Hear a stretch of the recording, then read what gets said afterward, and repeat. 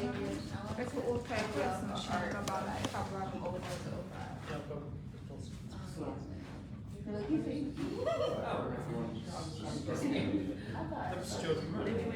Student because you do legit. Yeah, so I went to say. What's up, man? Just hey, Gab, did you set the record button like this? Once we open up the So I came here right after the art. software, I just Like, wanted I to was like. burnt. It wasn't a thing, so I just applied for grad school, so I went to say chiropractic school in Atlanta. Okay. And like, Yeah, go ahead. Goodbye. after 1 year, I did medical school 1 year at, another college called Philadelphia College. I said back to medicine Georgia campus. My little cousin, I mean, to me, she's little, but she's almost 6 feet tall, and she's 20 years old, 21. She's at school for, what is it, say it again? I still back in medicine? Osteopathic medicine in Monroe, Okay. or West Monroe. Really? It's a newer school, it opened like 2 or 3 years ago. Oh, And no, it's, you're a doctor, but they used to do hands-on, like that's what I still got to was founded on. And they had manipulations that they did hands-on, and that's what they would do, but then over the years, they wanted to get medicine too, so now most of them, that's my graduation. That's right, yeah. it's just more like a holistic, it's more like whole body wellness, not And that's just. why I was gonna do that, but then I found out my chiropractic was just hands-on and no medicine, I was like, oh. That's what I want. Yeah. All right, everyone, go ahead and get started. Thank you all for coming over to the Lead Center for our Conversations with an Entrepreneur series. Thank you for if you're watching online or if you're just going to watch it later. But either way, my name is Jonathan Shirley. We're here at the Lead Center, and so each Tuesday we have a conversation with a different entrepreneur.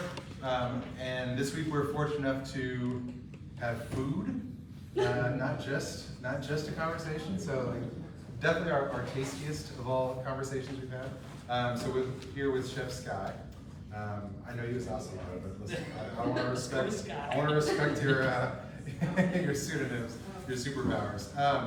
So one thing that we want to talk about is for this conversation is it feels like everyone thinks that they can just go to a farmer's market and make money, and because when you think about it, it's sunshiny and it's 70 degrees and birds are singing and people are just flocking to your table because you're walking around, that's what you see. But there's so much that goes into that. And it's easy to go to a farmer's market once. It's will you go 8 times? So start off just like, I don't know, tell us about Sky's Bites and we'll start with that and then we'll go from there. Okay, so I kind of need to give a backstory for that, how it all started. So I'm from this little country called Azerbaijan. We neighbors with Turkey. And when I came here as a student, and when I first came here, the food and the culture was so much different, and I needed like some piece of home here. So I started cooking for myself, and back home I used to always help my mom for holidays and stuff, and we used to make baklava all the time. So it kind of was natural for me to start cooking for myself here, making food, and then inviting friends. And then one day my friends kind of offered me, they were like, why don't you start selling this at the farmer's market? Yeah, and I had a business partner back then. We started at the farmer's market. The first week was great. We had a great turnout, we sold out. But then the other vendors there were like, yeah, it's just first week, it's gonna fade out and stuff. And I did really notice that fading out, going slowly, and that's the moment when I realized I need to step up my game. I figured that I need to be always consistent. That's something important at the farmer's market, and show up every week and be there for people. Yeah, because if they're getting used to you, Yeah. you've got to be there. You Yeah. can't just, they're looking for you and you're not there, and that's gonna be trouble. So we should probably just get out of the way that you have not 1 but 2 petroleum engineering degrees, and Yeah. and not exactly using them. Yeah. Sorry, Mom.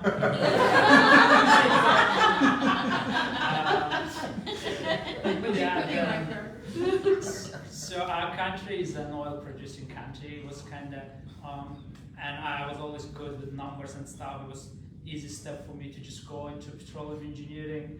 And that was, I got my bachelor's in petroleum engineering back home. And that was my ticket here to come here and study my master's in petroleum engineering. But then I was like, do I really want to do this? Because I worked for some oil companies like national, international. I didn't really see myself doing that for a long term. And I always wanted to build something for myself, to have that like ownership of something. And where'd that come from? Like the desire to build something for yourself? I don't know. I don't like sitting at the desk like 8 to 5 or whatever and just spending your time like that. I think you should be like, you should love what you do. And like for me, it was, if I own something, that would be the love for me. I would take that like enjoyment from that. Yeah. But that's how I kind of started switching from that. Now I'm doing my MBA, and I started my MBA because I wanted to have my own business. So yeah, that's what I'm doing now. What? So you came over to the United States to do your master's program. At this point, that's what your mom thinks you're going to do. And like, so is she on board? Like, at what point was she like, all right, I'm on board with you and Sky's Bites, or is it still like, is there part of her that's like, hey, at some point he's going to go back to us? Yeah. So whenever I'm graduating in May, and she's like, yeah, you're gonna. Thank you. Finally. And she's like, yeah, you're gonna graduate and find a job. I'm like, Mom. I created my own job. Exactly. Doing what you used to do. Yeah, but she still hopes that I'm gonna find a job at a company. But I mean, she now kind of in peace with the idea that I want to have the business. Yeah. Yeah, and some of that is, I think, so she had her own business in entrepreneur, didn't she? No, not my mom. Okay. So my mom, she always worked at the university, at the state university. That's what she was. At one point, she was pushing for PhD. I'm like, Mom, 2 masters is enough. Okay. They don't have a PhD in baking. Yeah. So this is what we're doing. But yeah, then my wife, she owned the business back home. At what point did you? So it kind of got real at that point. Was there a point where you kind of looked around and said, I think I got something here? Like, people like it, and not just like it because it's new, but they like it. Like, people are coming back. Yeah. Is there a point where it's like, hey, I think maybe we could do this? Yeah. So like on day one, we had a line of people, and I was like, this is great. This is easy. I can do this every week. But then we didn't have that for some time, and we had to look for why we didn't have that and try to find the reasons. But like let's say like a year after, we managed to bring that crowd back. We had the line in front of our booth, and I was like, yeah, now I can see it. Now I can see how it works. Yeah, that's when I realized, yeah, we do have something in here. Okay. And so baklava is probably maybe the thing that you do the most, maybe, or is that maybe your signature? But you've got a lot of other things. Like, when did you decide to start offering other stuff? So when we first started, we had just one type of baklava, and we would do one type of cake, and we would add something new every week. And then, like, I think the vibe of the market kind of changed. More and more people would come to have their breakfast there. So we wanted to go into that market. I think baklava was a good way for us to enter the market, because that was the niche. But now I think we are more focused on breakfast side of things. We still have baklava and still doing great. We sold out last week, but breakfast is what takes most of our time at the market. And right now I think we're heading in the direction of like having a coffee, like in future having this kind of coffee shop where people can have breakfast, can have coffee, and also can try this like pastries like baklava and this kind of Eastern pastries. Yeah. And so that's not at the farmers market. You want to do that, but that's a long-term goal is to have your own shop. Yeah, exactly. Yeah.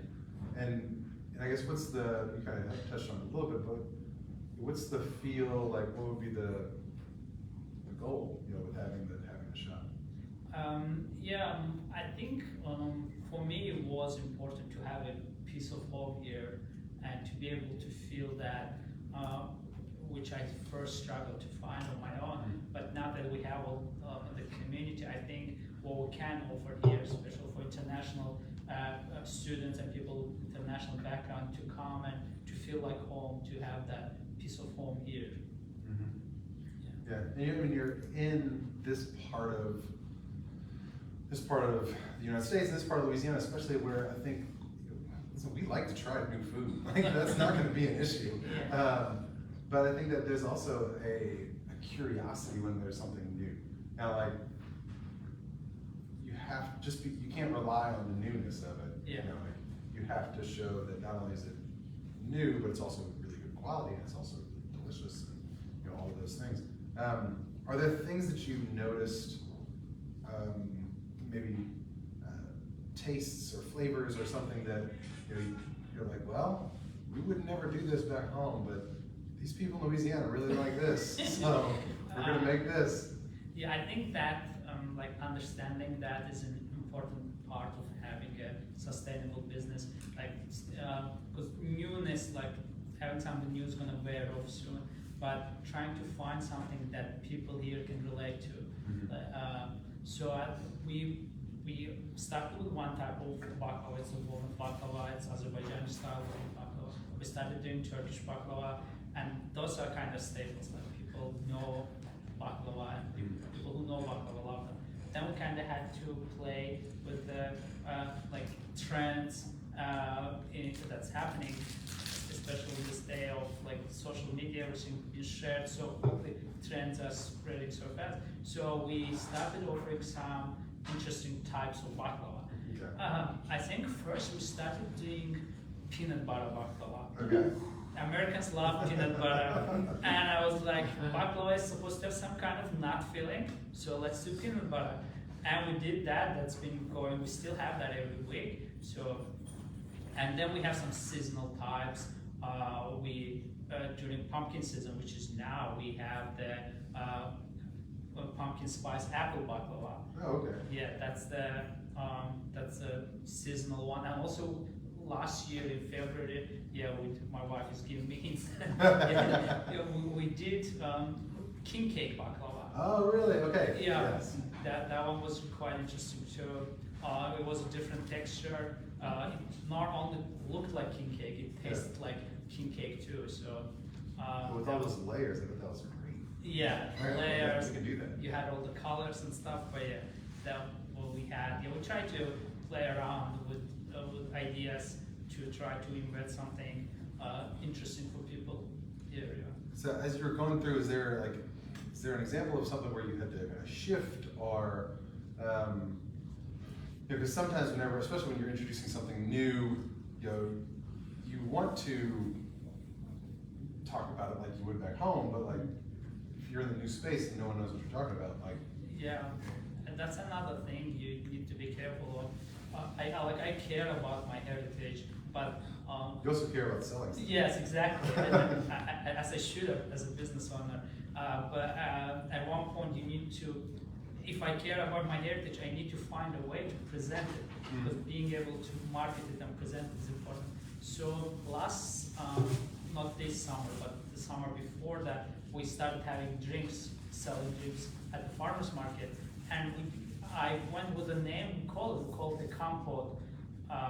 So we usually have the strawberry, we add some lemon juice, and it did really badly. And I was like, this tastes great, why do people don't want to try it?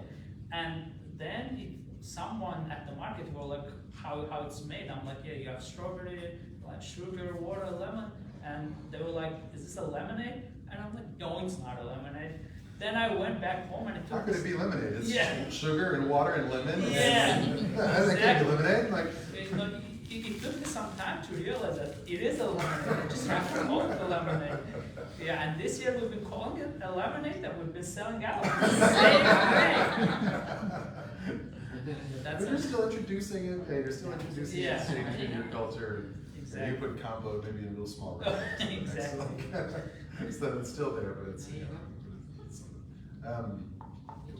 so the thought is, again, I mentioned a long time ago, the feeling of, oh, like, it's just fun to be at a farmer's market, it's fun to, but like some days aren't fun. So like, give me like a, you know, it's raining sideways, you know, there's nobody there. Oh, like, we had it's 12 those. degrees, like. Yeah. So we always at the farmers market say rain or shine, we're always there. But yeah, we had some pretty rough days. I mean, cold you can deal with. We have a heater, like you can put on like warm clothes. But if it rains and it rains badly, there's nothing you can do. I mean, we have this tent walls we built around that kind of helps. But one day it was raining so bad, we had to just pick up our stuff and go. So I was packing, and we packed most of our stuff. We had just our tent left, and I told my wife, go in the car, don't get wet, I'll deal with it. And the tent got stuck. In one place, and if I can't close it, I can't put it in the car, and I can't leave it there. Like it's a little bit trash. I was struggling there, trying to close up the tent, and my wife was sitting in the car, recording me and laughing. Yeah, we have moments like that too. It's fun, but yeah, sometimes you have to work with what you dealt with. So yeah, the weather. Well, I mean, they started building something, the kind of pavilion at the farmers market. I think they laid the foundation this. I think it was yesterday. It was yesterday too. Yeah. Until we have that, we have to do our best to deal with weather. We watch out till the night before. We watch how the weather's gonna be. But that's like one of the most important factors at this point, affecting our sales. Whenever it comes to as a family thing, because then you said your wife came over, and now you've got that connection to sell and to create things, and excitedly there'll be a baby soon, and that's gonna be awesome. Congratulations again. Feels like Super soon, maybe, like not during the show, but soon enough. that's a funny thing you said. So I don't think it's funny. I don't think that would be funny. I have a funny story about it.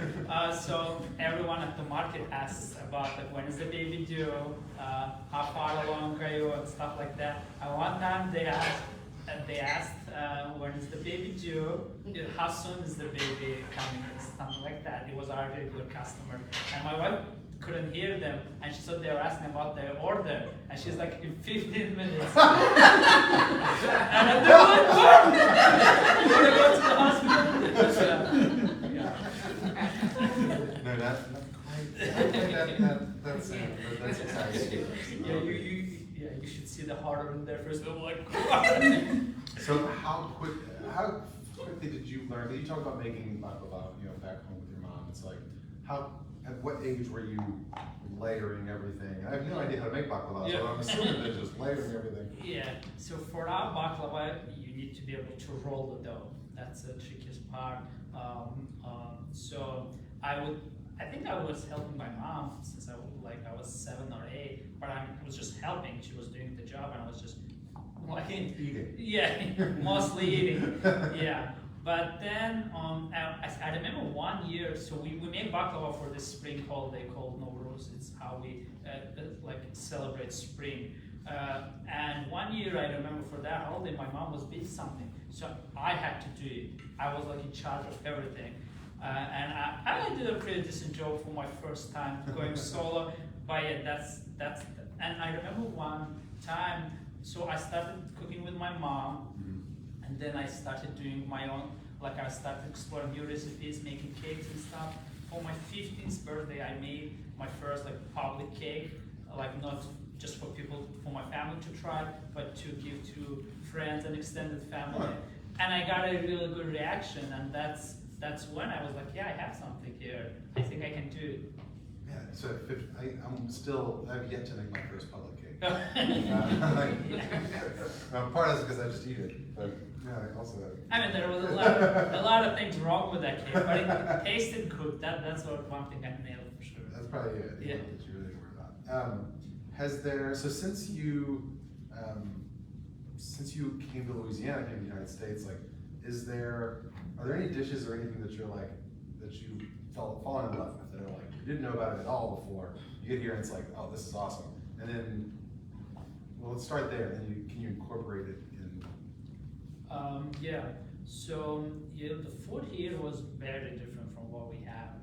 Lots of spices, lots of seafood. At first I was hesitant trying, but as I started trying, now I love crawfish. Every festival they have, we get that crawfish spinach bowl. I love that. Shrimp, I don't think I've tried shrimp before coming here. Now I love shrimp.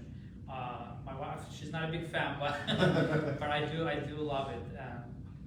And then here, Lafayette is kind of, I mean, it's a small city compared to other cities, like in the United States, but we have this, we have people from a lot of cultures here, and the farmers market is a good example for that. We have like like Persian food, Guatemala, Indian, Korean. So here I got that opportunity to try all that, and Indian food is like one of my favorites. I think it's in my top three. Mexican food, like that's some of the things I tried here, I fell in love with, and I started making on my own too.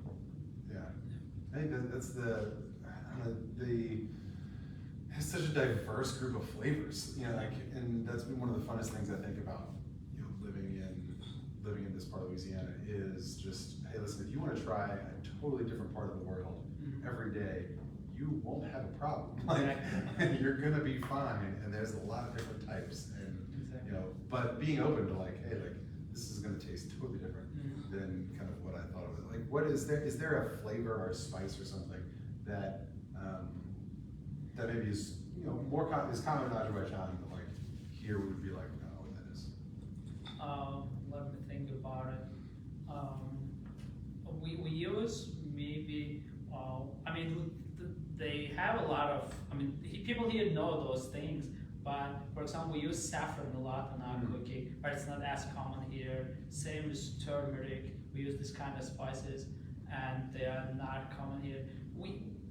I mean, our national food is where I come from. It's kind of, we have versions of that here, but it's just not exactly the same. Like dolma is really common in here, people know and love, but our dolma is different from that. So I think there are a lot of similarities with cultures here, but there are also lots of differences in that aspect. Yeah. From the entrepreneurial side of things, when you think about, hey, how you've grown and where you want to go, you know, sort of, can you map out the next, like, hey, I'd really like to be here in 6 months, and I'd really like to be here in a year from now. So in kind of 6 months, I would really hope I would graduate. Yeah, exactly. That's step step number one. one. Like, yeah. Step one. Maybe in the next like after I graduate, hopefully we can get a food truck and doing like all kind of festivals and stuff like that, and going to places. But the ultimate goal is to have that. So I need to give a little backstory. Me and my wife, we like traveling a lot, and when we travel, we like trying new restaurants, different types of food. And I think it was earlier this year in January, we were in New York.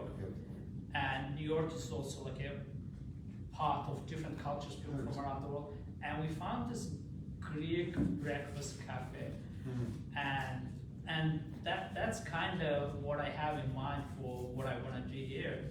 That, I mean, they have coffee, they have breakfast, they have like national pastries there that go well with coffee. So that's kind of my, like, in my probably like 5-year plan. We want to have that, to open that kind of restaurant and being able to offer breakfast, coffee, and pastries. Yeah. At that point, baby baklava can come in and help to do stuff. Hopefully, yeah. Yeah. Is there, at what point did you just, I guess not so much at what point, but along the journey, where did you find like this was a hard thing to do? You know, just from a, hey, I'm going to do this, and you don't know if it's going to work. You don't know. I mean, we've heard over and over again with different entrepreneurs, but at some point you just gotta go. You know, so for you, like, what was hard maybe about some of those spots? I think the hardest part is trying to be consistent and showing up every week, no matter what happens at home. Like how hard to prepare everything to make it presentable and have a consistent like flavor profile. It's just showing up, having that, and being able to show up. I mean, you can do it once a month. There are some vendors they want to do it seasonally, like they do it in spring or in fall. But being able to just to be there consistently week after week, I think that's the struggle. That's the hard part. Yeah. No matter what the business is, the most important is the consistent part. Exactly. You know, is that can you be? We talk all the time about. I would rather go to a restaurant that's always a 7 than a restaurant that's sometimes a 9, sometimes a 2. Exactly. Because if I don't know what I'm getting, and I'm never going to recommend it because I don't know what I'm recommending. Yeah. I don't know if I'm recommending it on a good day or a bad day. So if open up to questions, anything that you guys want to know about, whether it's farmers markets or baklavas or anything else. Julie. I love baklava. That's probably my favorite dessert, and that was the best baklava I've ever had. Oh, there it is. I'll try it. Thank you There so it is. much. That's the reason we're doing. Thanks so much for saying it. We have people at the farmers market coming, and we have a lot of like Greek restaurants, Lebanese restaurants here. People know what baklava is. People try baklava. We had people who traveled to Turkey and tried baklava in Turkey, and come here saying that this is the best baklava I tried. Yeah. That means a lot. Really, honestly, it really means a lot. I love that you're honoring your culture and then also like taking the culture that you see here and putting it together. That's amazing, and to me, what America's about for me. Yeah. Do you find like, I don't think people ever set out to be offensive, but like if they just don't know the difference between like Greek, Lebanese, anything Middle Eastern, like is it offensive if they don't know, or is it just like you roll with it and you're like, it's baklava. Here you go. No, I mean, I'm not surprised when I say where I'm from, people have this reaction, we don't know where it is. Can you Our remind us where you're from? Okay, so Because our I didn't country is called Azerbaijan. That's the name of the country. We regained our independence in 1991. We used to be part of the Soviet Union. We regained our independence in 1991. So it's called Azerbaijan. It's a small country. We neighbor with Turkey. It's in that area. It's to the east of Turkey. I tell the story all the time at the farmers market. People are asking, where is this food from? Where are you from? I have to kind of explain to them. I'm not a fan at all. I like telling the story. I like explaining the difference between our baklava and Greek or Turkish baklava. I think we have a really good crowd at the farmers market. People try to embrace new cultures and they try to learn and understand. So I really enjoyed that part of it too. Yeah. Okay, did you try gumbo now? I did try gumbo. Yep, I tried all the staples. My roommate made it for me once too, but I don't think I ever made gumbo. Yeah, I never did. But I You can't put it into a baklava form. Yeah. Gumbo And I baklava. wanted to commend you as well in taking on, like kind of what she said, taking on the Louisiana Yeah. culture with, Lafayette, I say. Yeah. But that speaks volume that you are talented in what you do. And, Thank you. You should take pride in that. Thank you, I appreciate that. I just have a quick comment about that. We traveled across the US a lot, and I'm so glad I kind of ended up here. I first came here because we have such a rich culture. I've been to other states, and I was like, "What's the national state food here?" And they were like, "Burgers." That's everywhere. But in Louisiana, we can say that we have gumbo, crawfish, and stuff like that. So I'm really glad I ended up here. Yeah. And they can't duplicate. Yes, exactly. Some people try. There's a lot of effort. You mentioned using like turmeric and gram masala. Is it difficult to source ingredients for some of the more ethnic stuff that you're trying to make in Louisiana, or have you been able to find sort of a good outlet, or to be able to find that kind of stuff? It's difficult to find a good tea, I'll tell you that. But I think at this point, you can order anything online.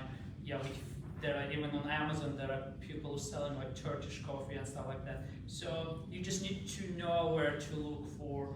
There are some websites just dedicated to selling stuff to restaurants, so they have all the niche products we need. So it's pretty much I don't think we're struggling with it. I remember first time when I came here, I had a bag full of different spices and herbs, and they had to stop me at the airport. And they were like, "What is this?" It looked like flat leaves, and they were like, "What is this?" But yeah, but now I know where to look for stuff. So you just need to be able to find it where you can. So besides baklava, my other obsession's coffee, and you've touched on coffee, and you've mentioned Turkish coffee. Can you tell me like what's different about it, or how? Yeah, sure. That's one of the most common questions we answer because we do serve Turkish coffee at the farmers market. I'm gonna try. So Turkish coffee is made with super finely ground coffee beans. It's usually like a medium dark roast, not too dark.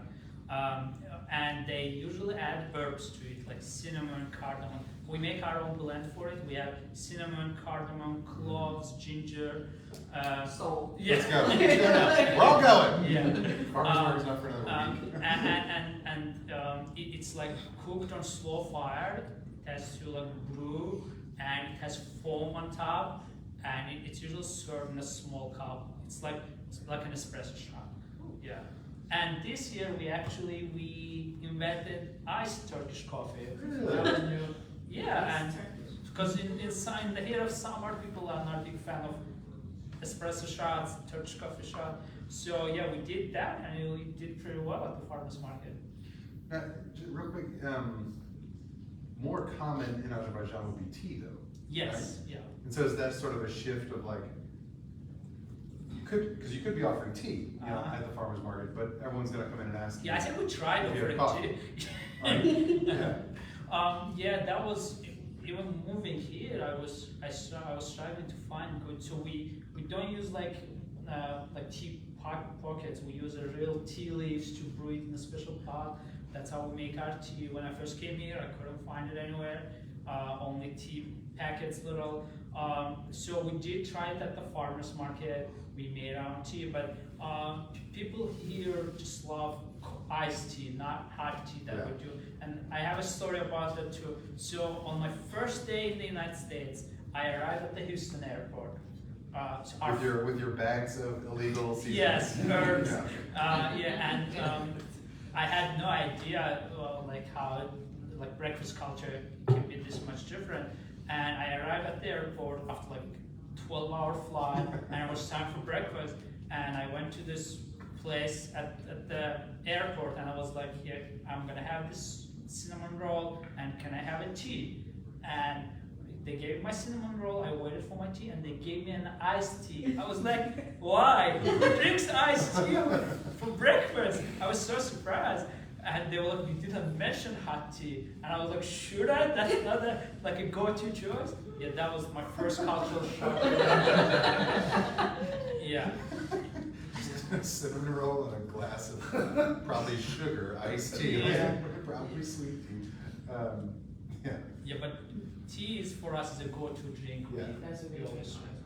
Such a shift. How long have you been in the States, and what were some of your challenges as you started off? I think he said that, he might have asked you that, but your challenges as becoming an entrepreneur and reaching out to the community, being received with the new stuff. You know, I say the new stuff because we haven't, I'm just trying it today, so that's all Yeah. I'm just trying to see. How did it make you feel when you saw those people lining up, and supporting your business?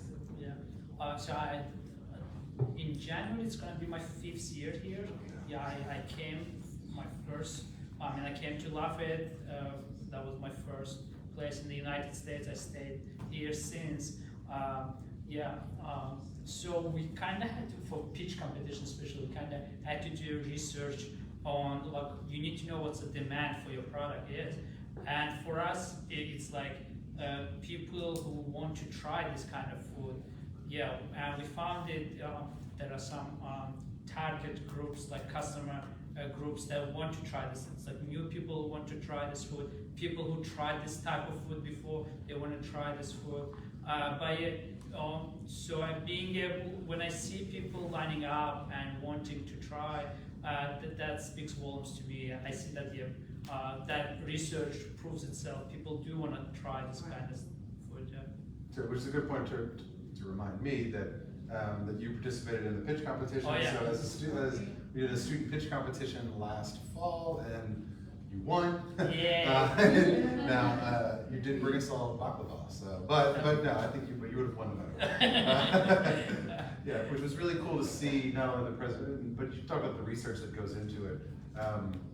Did you learn more about the business by putting together the pitch? Yeah, I mean, so like a couple of years ago when I started this, I didn't have any business background and I always like going by the book, see what the book says, but I kind of had to throw myself into it and learn as I go.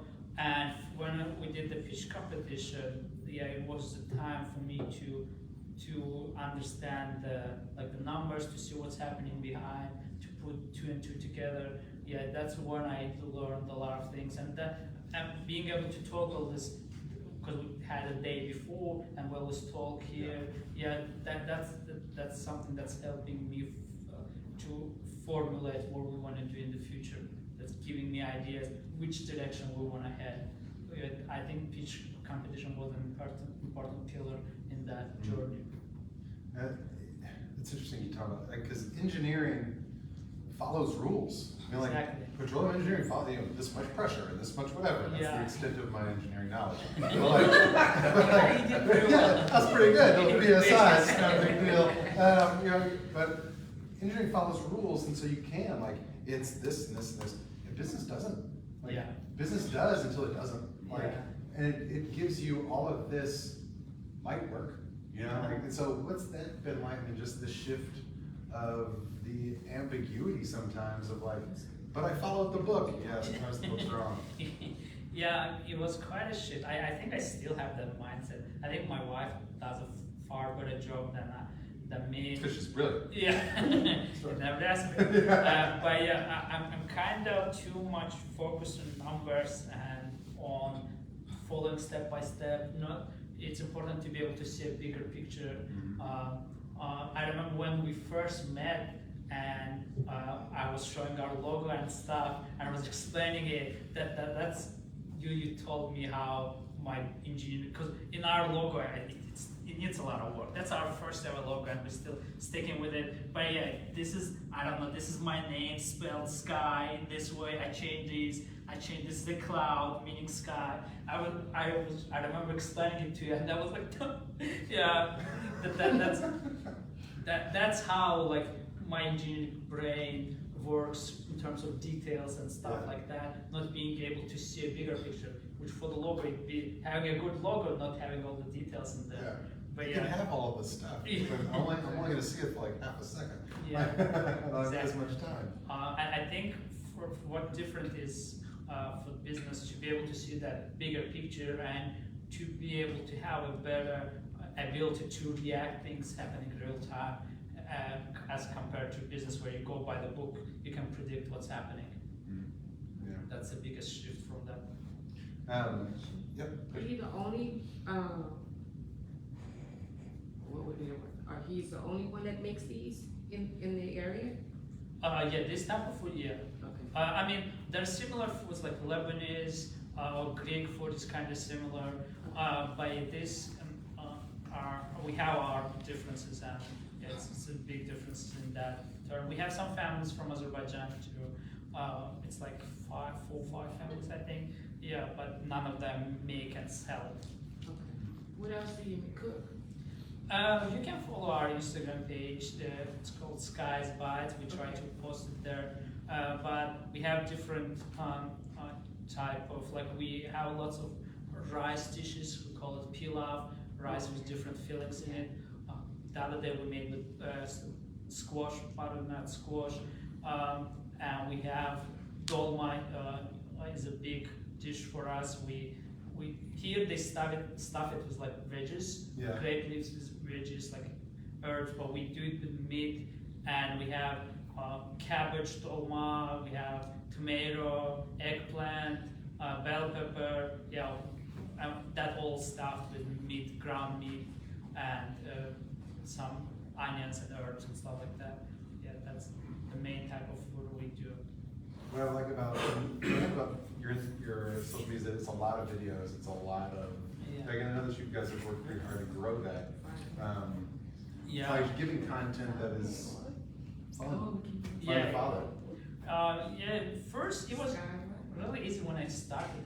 I started our Facebook page, our Instagram page during pandemic because I didn't have nothing to do. I was like, let me post what I cook. And it was easy back then. You get a lot of likes and people follow you. It's really competitive right now. Now you have millions and millions of people posting, and you have to be able to see trends, which direction it's going. But I mean, we had some success. We had a video that had like 4 million views, but it was still, I think we just don't have enough time at this point to dedicate to that. But we try to be consistent. We post every week. We haven't skipped a week yet. Nice. I was just on your Instagram and wanted to compliment you. Like, I was sitting there thinking whoever's doing, I don't know if it's you or your wife, y'all are doing a great job because Thank you. We do together. I figured I could see the influence, but the trends are, my background's PR and marketing. You're doing a great job with that, and being able to, 4 million views is not a small feat at this time for something that is like, you don't have a storefront yet, you don't, But my next question is, can you order from you guys other than at the? Yeah. Okay. We have our Etsy store. You can always order from there, but that's for people outside Lafayette for the most part.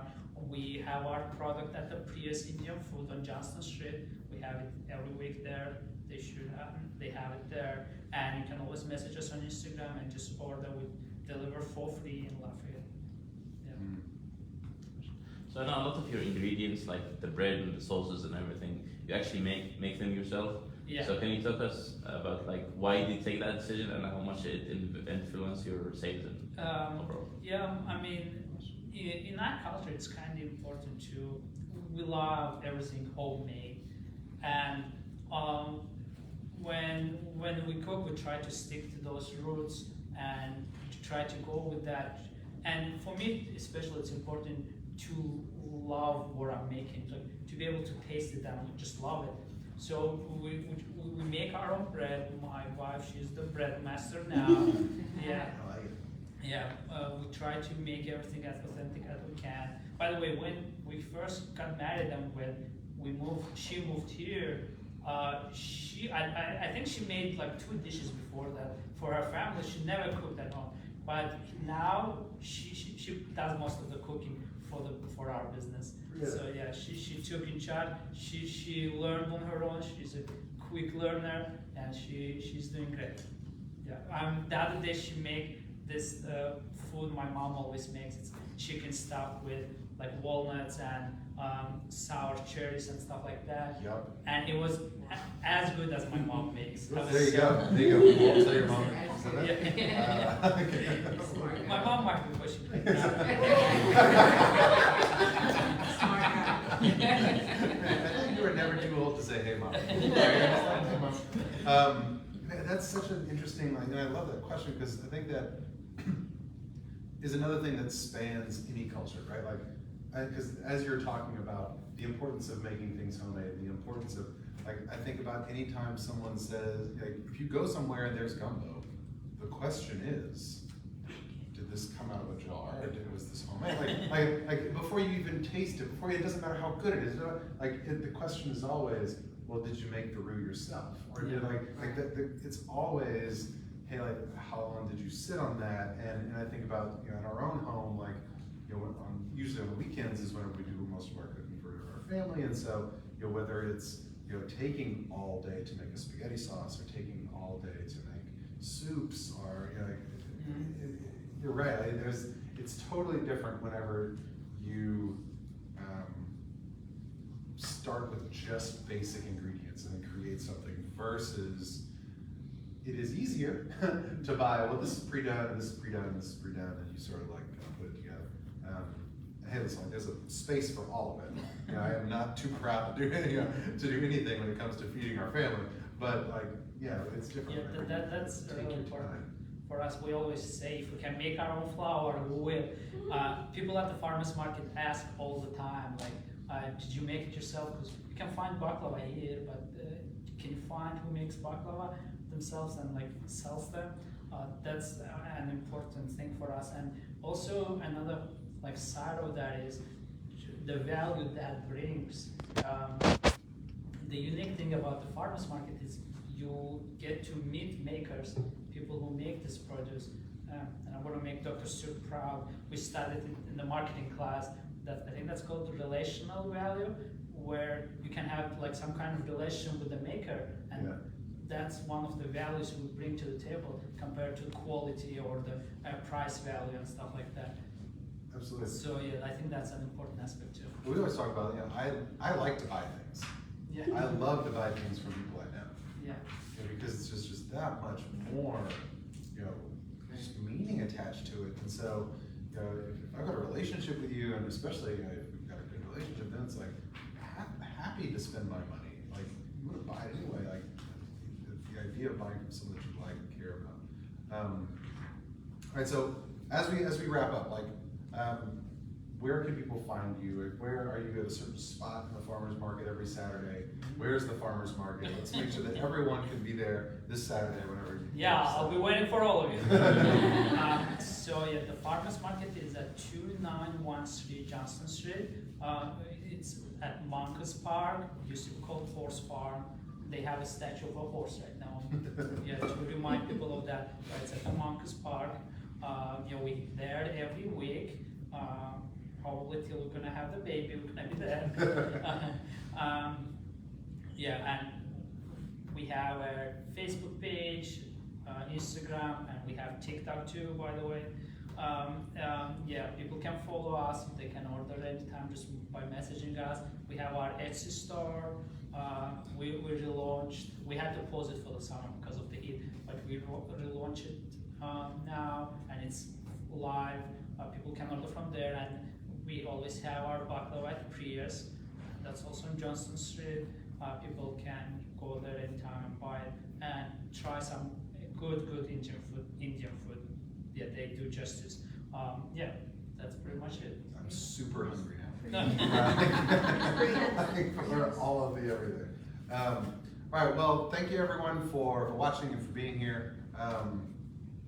Thank you so much. I really love when we get to talk about your business, like when we get to talk about what you do, and you care so much about doing it authentically and the meaning behind it, and it's not just baklava, it's baklava with everyone in the generations who came before you, who like taught your mom to make it, and your mom's mom, and your mom's mom's mom, and then to pass down to you, and then you're about to pass it down to someone else, and like in all of that, you know, it's almost as if, you know, baklava is this dessert of layers, right? And so like it's almost just like the generations, right? I mean, like every generation comes in and slides in. I'm gonna use that. Please do. This is golden stuff. Like, I encourage you to be on the website soon. But each generation comes through, like, it's another layer of that adds to the richness of the flavor and things like that. But I don't know, I'm excited to see kind of what you guys end up doing and where it all goes. And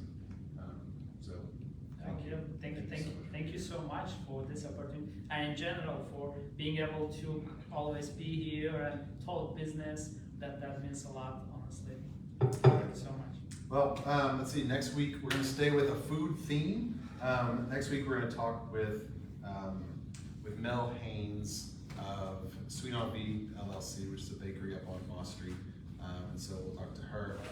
She's already got kids who grew up in the bakery, so you can get some things to find out soon. But thank you all for being here, for watching, and we'll see you next week.